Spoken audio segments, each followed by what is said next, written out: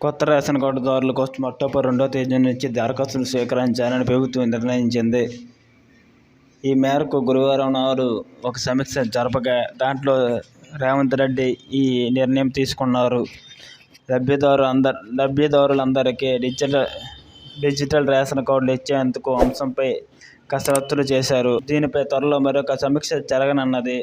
ఇప్పటికే కొత్త ration card జారీకి సంబంధించిన ప్రభుత్వ మంత్రులతో సబ్ కమిటీ ఏర్పాటు చేసిన విషయం తెలిసిన సంగతే మనకి.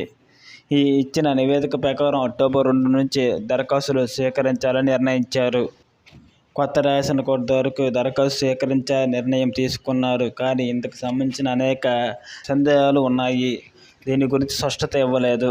వాటి గురించి తెలుసుకునే ముందు మీకు మా ఛానల్ నచ్చితే లైక్ చేయండి. ఇటువంటి మరెన్నో అప్డేట్స్ కోసం సబ్స్క్రైబ్ చేయండి. దరఖాస్తుల యొక్క చివరి గడువు తేదీ మనకు చెప్పలేదు.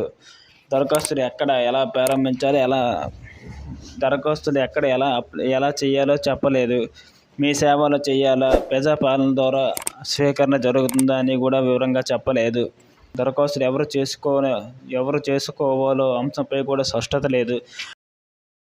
డిజిటల్ కార్డులు ఇవ్వాలని నిర్ణయించారు. ఈ నేపథ్యంలో రేషన్ కార్డులు వారు కూడా దరఖాస్తు చేసుకోవాలా, లేని వారు దరఖాస్తులు చేసుకోవాలో కూడా తెలియదు. ప్రజాపాలనలో దరఖాస్తులు చేసుకునేవారు మళ్ళీ దరఖాస్తులు చేయాలా, ఇలాంటి అంశాలపై క్లారిటీ లేదు. ఇటువంటి సమాచారం పూర్తిగా వచ్చిన తర్వాత మీకు వివరంగా చెప్తా. దీని గురించి పూర్తిగా వివరాలు వచ్చిన తర్వాత మీకు మళ్ళీ వీడియో చేస్తా.